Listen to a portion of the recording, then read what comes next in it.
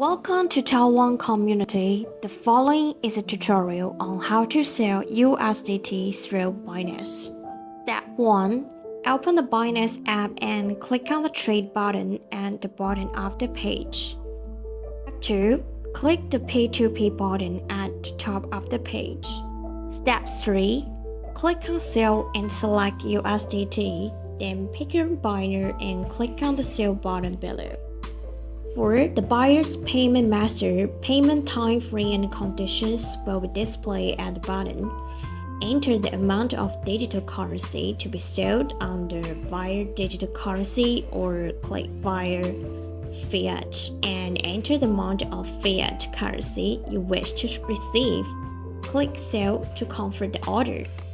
Step 5. The sale order will be generated soon.